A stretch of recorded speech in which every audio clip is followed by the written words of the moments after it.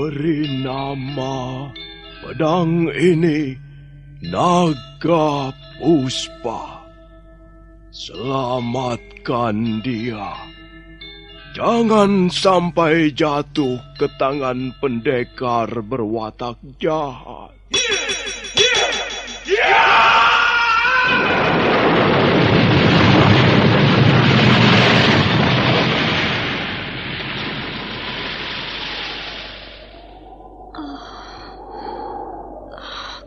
Kakang Kamandanu, kau masih juga tidak percaya bahwa aku mencintaimu. Mesin, maafkan aku, Mesin. Mesin, Mesin.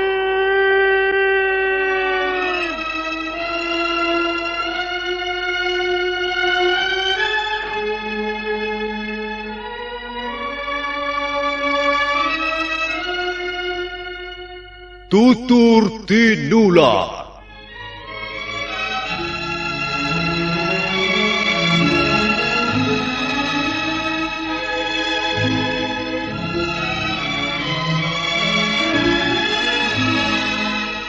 Sebuah sandiwara radio serial, produksi Sanggar Cerita dan Teater Sanggar Prativi. Sebuah kisah dengan latar belakang sejarah runtuhnya Singasari dan berdirinya Kerajaan Majapahit.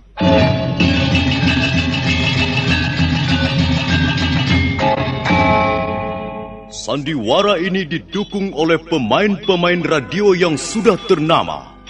Ferry Fadli, Ivone Rose, dan Eli Ermawati.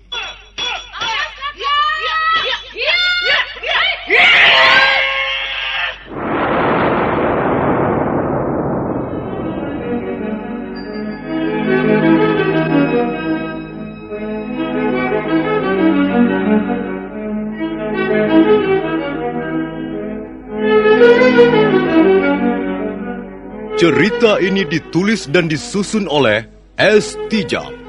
Teknik dan montase dikerjakan oleh Rudi Tinangon dan Joko SP. Sutradara EWS Yuwono. Kali ini mengetengahkan episode pertama dengan judul Pelangi di Atas Kurawa.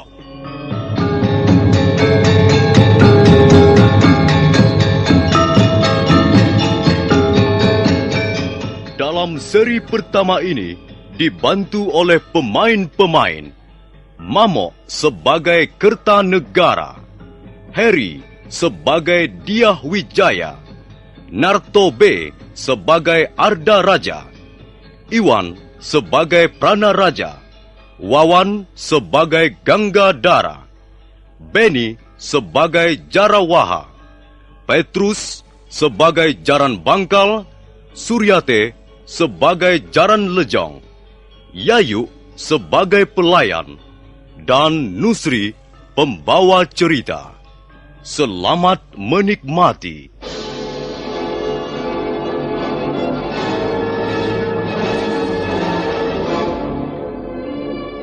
Pada tahun Saka 1206 atau 1284 Masehi, kekuasaan Raja Kertanegara mencapai puncaknya di Singasari. Pulau Bali berhasil ditundukkan. Demikian pula Kerajaan Gurun, Bakulapura, Pahang, Sunda dan Madura. Demikianlah Singasari atau Tumapel semakin mengembangkan sayap kekuasaannya di luar Pulau Jawa.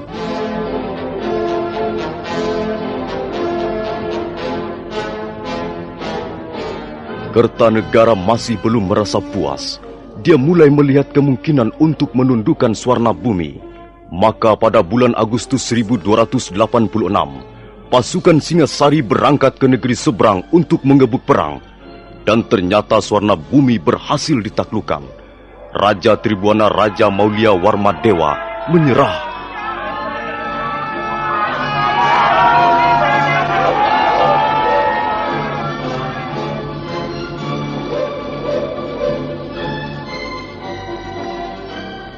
6 tahun kemudian, setelah menaklukkan negeri Melayu, pada tanggal 17 April 1292, Kertanegara mengeluarkan prasasti Camunda.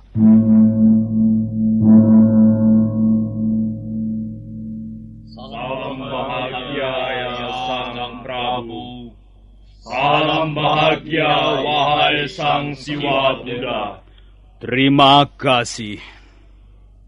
Salam kalian kuterima dengan senang hati. Mudah-mudahan berkenan pula bagi para dewa yang bersemayam di atas langit. Kalian semua kuundang untuk berkumpul di pendapa agung ini agar menjadi saksi hidup dengan adanya prasasti yang baru saja dirampungkan oleh Sudarma Papati. Kita semua mengerti, ada banyak yang bisa kita capai dengan gemilang tahun-tahun terakhir ini.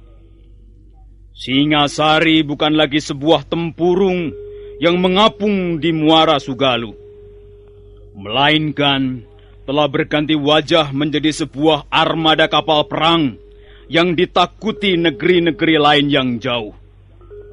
Arca Amoga Pasa yang kutanam di permukaan swarna bumi adalah bukti yang tak bisa disangkal, sekalipun oleh orang yang kurang berpengetahuan.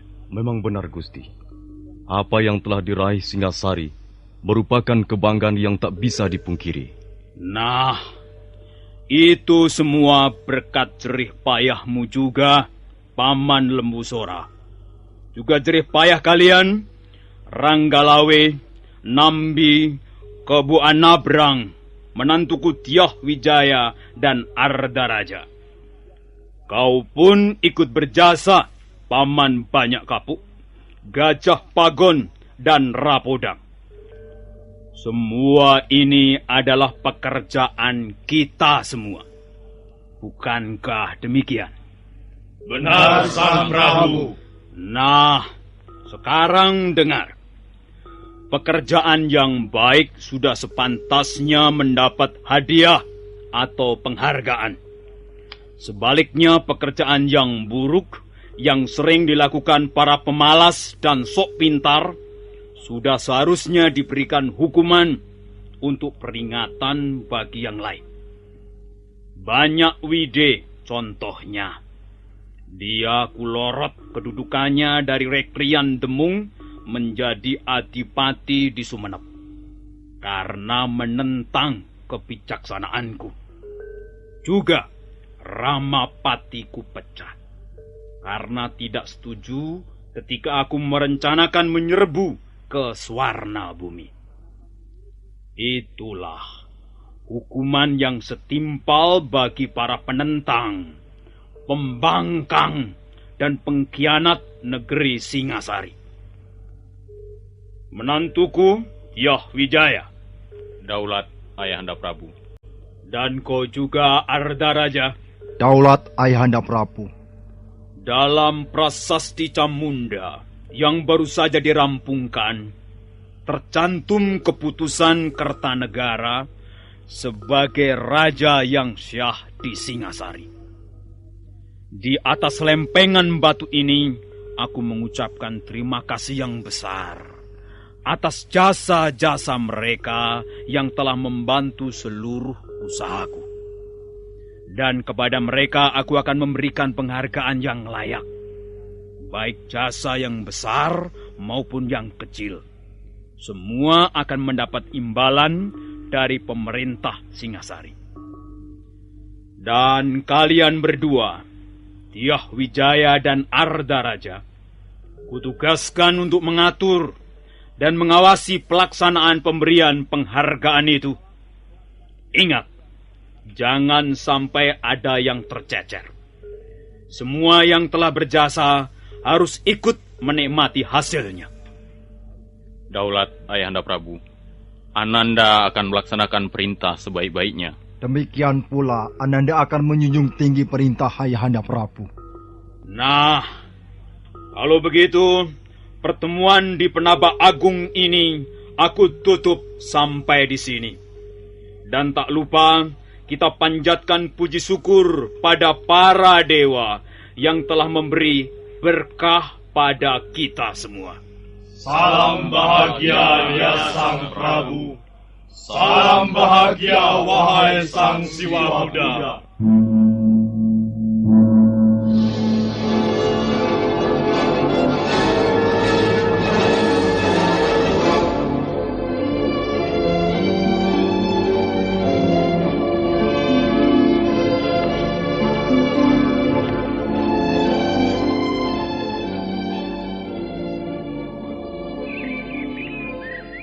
Kakang Jarawaha, kupikir raja kita sekarang ini hebat sekali.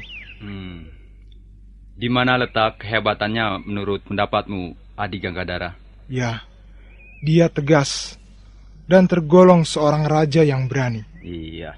Bayangkan, Suwarna Bumi yang megah dapat ditundukkan tanpa kesukaran. Aku bangga bisa mengabdi pada raja seperti Prabu Kertanegara. Aku pun bangga mempunyai raja seperti beliau. Tapi aku mempunyai alasan yang berbeda. Ya, dengan dibuatnya prasasti Camunda, semakin tampak kearifan dan kebijaksanaan beliau. Seorang raja besar bersedia menekuk leher, menundukkan wajah untuk mengucapkan rasa terima kasih pada bawahannya. Itulah yang luar biasa. Kukira belum pernah terjadi sebelum Prabu Kertanegara. Ya, benar Kakang. Semua jasa orang, baik yang kecil maupun yang besar, baik dari kalangan bawah, menengah atau golongan atas, semua diperhatikan dan diberikan penghargaan. Rasanya pekerjaan kita tidaklah sia-sia. 2 kali aku terlibat peperangan bersama pedang kebanggaanku ini. Pertama, ketika menyerang Pulau Bali, dan kedua, ketika merebut ibu kota Suwarna Bumi. Dan sekarang pangkatmu naik menjadi perwira muda. Ya, dan Kakang Jarawaha menjadi perwira tinggi. Dan atasan kita, Tuan Pranaraja, naik pangkat menjadi... Kakang Jarawaha, bukankah itu Tuan Pranaraja? Iya. Pasti ada sesuatu yang penting. Tidak biasanya sepagi ini Tuan Pranaraja datang ke barak prajurit. Sarungkan pedangmu Ganggadara. Negara Singgasari aman. Dan kita belum merencanakan perang lagi dengan negara lain. Oh iya, maaf Tuan. Tidak biasanya Tuan mengunjungi barak prajurit sepagi ini. Aku ada perlu dengan kalian berdua. Mari kujelaskan di dalam.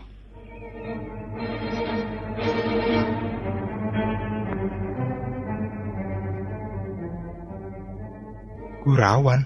Iya, memang hamba pernah mendengar nama desa itu sebagai tempat tinggal Empu Hanggareksa. Kalau tidak salah, letaknya berdekatan dengan desa Jasun Wungkal. Kalau kau sudah tahu letaknya, itu lebih bagus. Oh, jadi Empu Hanggareksa juga diundang ke istana? Tentu saja. Karena dia tergolong orang yang berjasa terhadap pemerintah Singasari. Hampir seluruh senjata milik perwira Singasari adalah buatan Empu itu. Benar, Tuan. Senjata yang ampuh memang ikut mempengaruhi semangat dan keyakinan seorang prajurit. Kalau begitu, kalian siapkan kuda dan perbekalan yang cukup untuk di perjalanan nanti. Apakah hari ini juga kita akan berangkat, Tuan? Ganggadara, tak baik menunda-nunda tugas yang diberikan oleh seorang raja.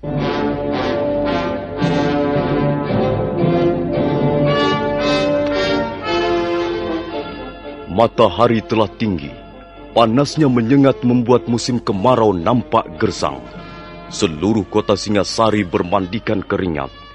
Mendadak, debu-debu jalan beterbangan, bercampur baur dengan daun-daun kering yang gugur ke bumi. Ketiga-tiga ekor kuda berlari bagaikan terbang. 3 binatang perkasa itu terus berlari menuju perbatasan kota untuk kemudian meninggalkan Singasari.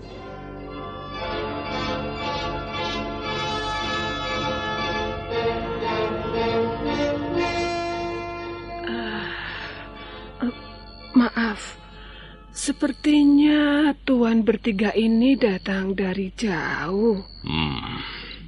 Apakah kau sama sekali tidak mengenal lencana keprajuritan? Kami adalah prajurit-prajurit Singasari. Yang sedang kau ajak bicara ini adalah Panglima Muda tuanku Pranaraja. Kami mengemban tugas dari Sang Prabu Kertanegara. Ampun Gusti, hamba benar-benar tidak tahu. Hamba memang orang bodoh dan pantas dihukum. Sudahlah, tak ada perlunya memberimu hukuman. Kami hanya mau menginap di rumah ini barang semalam. Masih adakah ruangan kosong? Masih Gusti, tapi tempatnya di belakang. Apa? Kau suruh kami tidur di ruangan belakang? Berani sekali kau merendahkan martabat kami. Ampun Gusti, bukan maksud hamba merendahkan martabat Gusti bertiga. Tapi rumah penginapan hamba ini tidak besar. Ya, hanya ada 7 ruangan dan di bagian depan sudah ditempati orang. Itu, di bawah pohon sawo itu ada 2 ruangan yang cukup nyaman. Kami tidur di situ saja. Ampun Gusti, ruangan itu sudah ada yang menempati. Suruh saja mereka pindah ke belakang. Katakan bahwa kami membutuhkan ruangan itu untuk istirahat. Ampun Gusti, hamba tidak berani mengatakannya. Apakah orang-orang itu menurut kau keturunan dewa hingga kau pantas merasa takut? Kau pengecut. Biar aku yang akan bicara dengan orang itu. Mana dia? Apakah ada di sini? Ada Gusti, mereka ada di sini. Itu dia. Itu Gusti yang duduk berdua di sudut ruangan itu.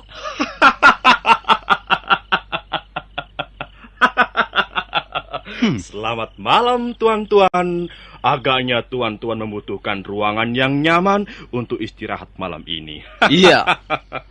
Iya. Agaknya tuan-tuan baru saja berjalan jauh. Iya, benar. Kalian siapa?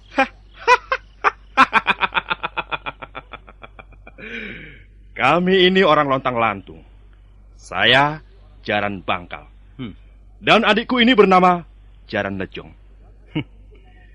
Kalau memang diperlukan, tuan-tuan bisa minta penjelasan lebih jauh pada pelayan itu tentang diri kami.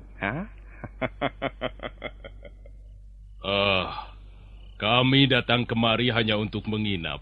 Tidak mempunyai tujuan yang lain lagi. Bagaimana adik Jaran Lejong? Terserah Kakang saja. Baiklah.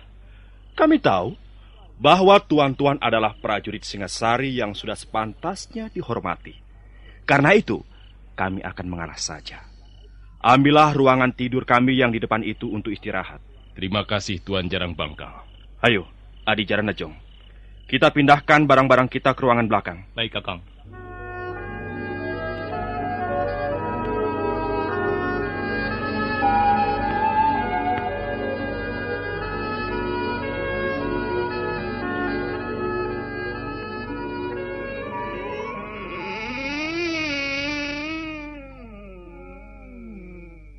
Ada apa pelayan? Gusti, kami harapkan berhati-hati. 2 orang itu agaknya punya niat yang kurang baik, Gusti. Kau tahu banyak tentang mereka?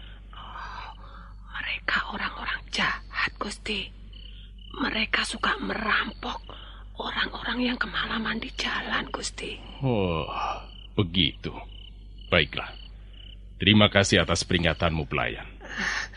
Sebenarnya hendak pergi kemana Gusti bertiga ini? Kami akan ke desa Kurawan. Oh, Kurawan sudah tidak terlalu jauh dari sini, Gusti. Untung Gusti menginap di Jasun Bungkal. Memang kenapa? Jalan ke Kurawan agak sulit ditempuh pada malam hari, Gusti. Harus berhati-hati. karena banyak jurang dan tebing yang berbahaya. Baiklah. Pergilah pelayan. Biarkan kami istirahat malam ini. Baik, Gusti. Maaf, hamba telah mengganggu. Selamat malam, Gusti Pranaraja. Iya.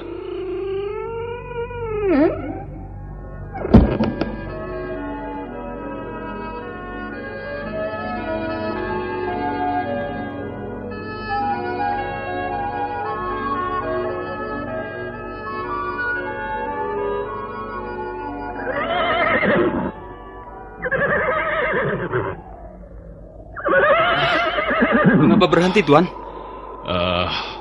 Menurut keterangan pelayan rumah penginapan itu, setelah kita melewati 3 gugusan bukit di depan, barulah kita memasuki perbatasan desa Kurawan.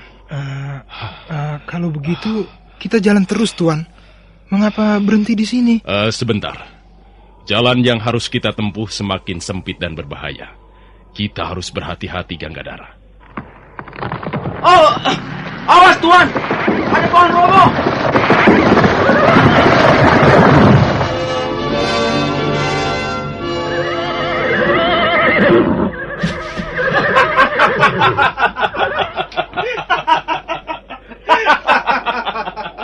Hei, bukankah kau Jaran Bangkal dan Jaran Lejong?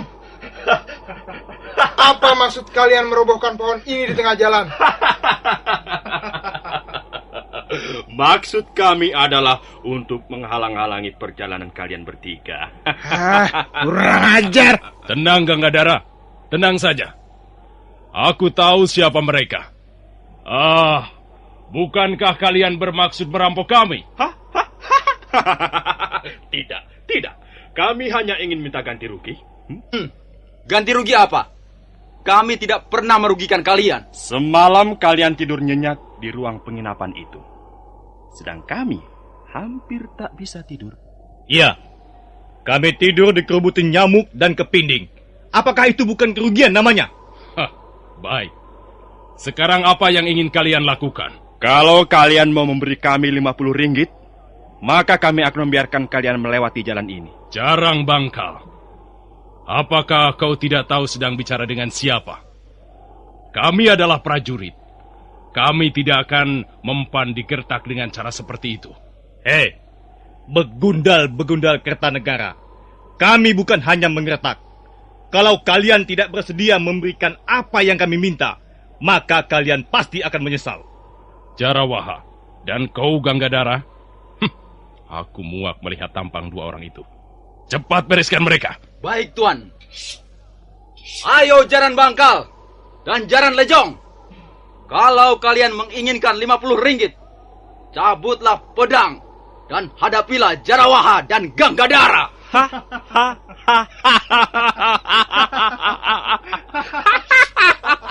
Bagus. Ayo, Adi Jaran Lejong. Kita orang lontang lantung. Untuk apa gentar pada tikus-tikus piaraan Kertanegara?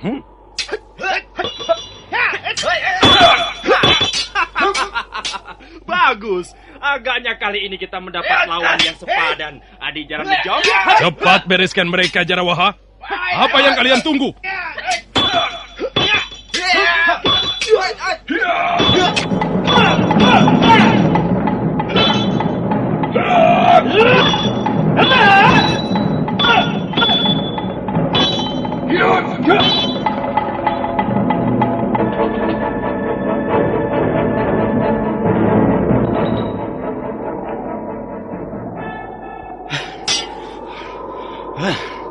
Bagaimana Jaran Bangkal dan Jaran Lejong? Kalian masih menginginkan 50 ringgit? Tidak. Ayo. Kami menyerah. Silakan. Ayo. Silakan tuan-tuan lewat jalan ini. Ayo bicara. Iya. Kami tidak akan mengganggu lagi. Tidak semudah itu. Kalian telah berani melawan prajurit Singasari dan bahkan menghina Prabu Kertanegara. Untuk itu, kalian harus dihukum. Ampun Tuan, ampun Tuan. Kami mengaku bersalah Tuan. Ampun Iya, Tuan. Iya. Kami menyesal sekali. Kami sungguh-sungguh menyesal telah berani mengganggu tuan-tuan. Tidak mudah mengampuni kesalahan seperti itu. Mana tangan kalian? Ayo, ulurkan ke depan. Iya. Aku akan memotongnya. Ayo. Tuan.